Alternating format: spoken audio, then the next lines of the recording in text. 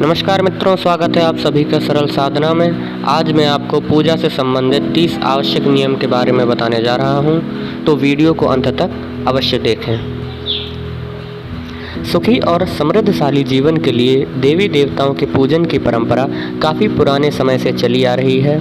आज भी बड़ी संख्या में लोग इस परंपरा को निभाते हैं। पूजन से हमारी मनोकामनाएं पूर्ण होती हैं, लेकिन पूजा करते समय कुछ खास नियमों का पालन भी किया जाना चाहिए, अन्यथा पूजा का शुभ फल पूर्ण रूप से प्राप्त नहीं हो पाता है।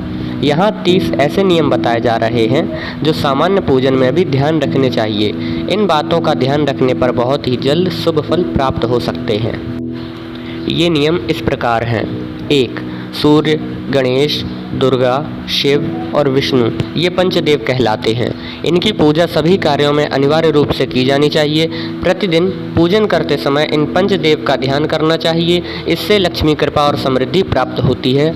2. शिव जी, गणेश जी और भैरव जी को तुलसी नहीं चढ़ानी चाहिए। 3. माँ दुर्गा को दूर्वा नहीं चढ़ानी चाहिए। यह गणेश जी को विशेष रूप से अर्पित की जाती है। 4. सूर्य देव को शंख के जल से अर्घ्य नहीं देना चाहिए। 5. तुलसी का पत्ता बिना स्नान किए नहीं तोड़ना चाहिए। शास्त्रों के अनुसार यदि कोई व्यक्ति बिना नहाए ही तुलसी के पत्तों को तोड़ता है तो पूजन में ऐसे पत्ते भगवान द्वारा स्वीकार नहीं किए जाते हैं। 6. शास्त्रों के अनुसार देवी देवताओं का पूजन दिन में 5 बार करना चाहिए। सुबह 5 से 6 बजे तक ब्रह्म मुहूर्त में पूजन और आरती होनी चाहिए। इसके बाद प्रातः 9 से 10 बजे तक दूसरी बार का पूजन, दोपहर में तीसरी बार पूजन करना चाहिए। इस पूजन के बाद भगवान को शयन करवाना चाहिए। शाम के समय 4-5 बजे पुनः पूजन और आरती, रात को 8-9 बजे शयन आरती करनी चाहिए। जिन घरों में नियमित रूप से 5 बार पूजन किया जाता है वहाँ सभी देवी देवताओं का वास होता है। ऐसे घरों में धन धान्य की कोई कमी नहीं होती है, किंतु आज के युग में किसी के पास इतना समय नहीं होता है कि वह 5 बार पूजन कर सके। इसीलिए कोई भी व्यक्ति अपनी श्रद्धा एवं भक्ति अनुसार जितनी बार हो सके उतना पूजन कर सकता है।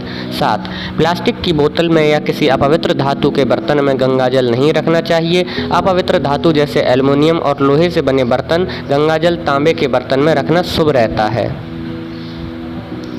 8. स्त्रियों को और अपवित्र अवस्था में पुरुषों को शंख नहीं बजाना चाहिए। यदि इस नियम का पालन नहीं किया जाता है तो जहाँ शंख बजाया जाता है वहाँ से देवी लक्ष्मी चली जाती हैं। 9.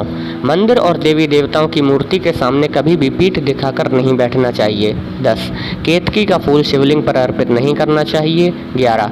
किसी भी पूजा में मनोकामना की सफलता के लिए दक्षिणा अवश्य चढ़ानी चाहिए। दक्षिणा अर्पित करते समय अपने दोषों को छोड़ने का संकल्प लेना चाहिए। दोषों को जल्दी से जल्दी छोड़ने पर मनोकामनाएं अवश्य पूर्ण होंगी। 12. दूर्वा रविवार को नहीं तोड़नी चाहिए। 13. माँ लक्ष्मी को विशेष रूप से कमल का फूल अर्पित किया जाता है। इस फूल को 5 दिनों तक जल छिड़ककर पुनः चढ़ा सकते हैं। 14. शास्त्रों के अनुसार शिव जी को प्रिय बिल्व पत्र 6 माह तक बासी नहीं माने जाते हैं, अतः इन्हें जल छिड़ककर पुनः शिवलिंग पर अर्पित किया जा सकता है। 15. तुलसी के पत्तों को 11 दिनों तक बासी नहीं माना जाता है। इनकी पत्तियों पर हर रोज जल छिड़ककर पुनः भगवान को अर्पित किया जा सकता है। 16. आमतौर पर फूलों को हाथों में रखकर हाथों से भगवान को अर्पित किया जाता है। ऐसा नहीं करना चाहिए।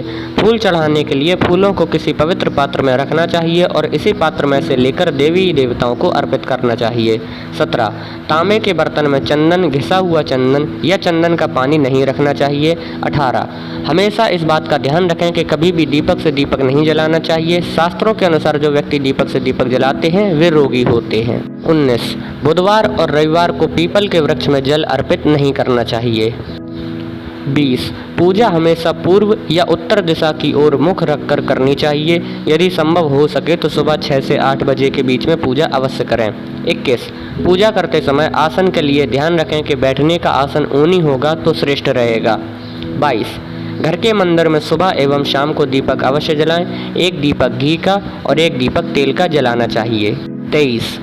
पूजन कर्म और आरती पूर्ण होने के बाद उसी स्थान पर खड़े होकर 3 परिक्रमाएं अवश्य करनी चाहिए। 24. रविवार, एकादशी, द्वादशी, संक्रांति तथा संध्या काल में तुलसी के पत्ते नहीं तोड़ने चाहिए। 25. भगवान की आरती करते समय ध्यान रखें ये बातें। भगवान के चरणों की 4 बार आरती करें, नाभि की 2 बार और मुख की 1 या 3 बार आरती करें। इस प्रकार भगवान के समस्त अंगों की कम से कम 7 बार आरती करनी चाहिए। 26.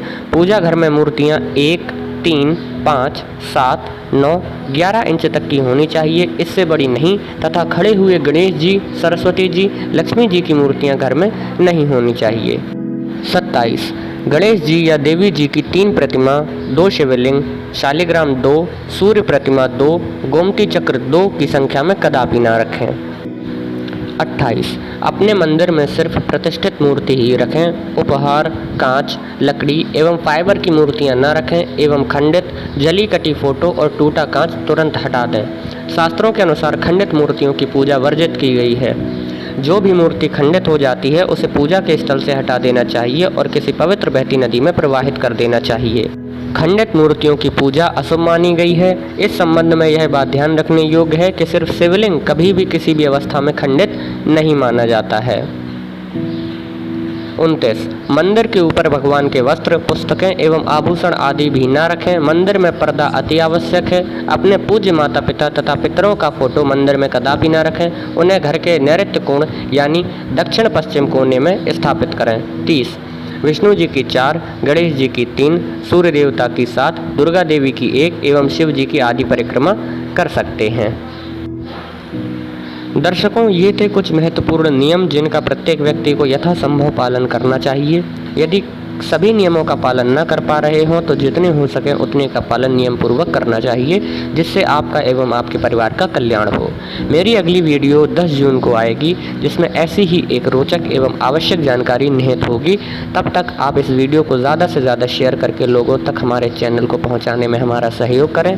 वीडियो को लाइक करना ना भूलें और कमेंट करके अवश्य बताएं कि आपको वीडियो कैसी लगी।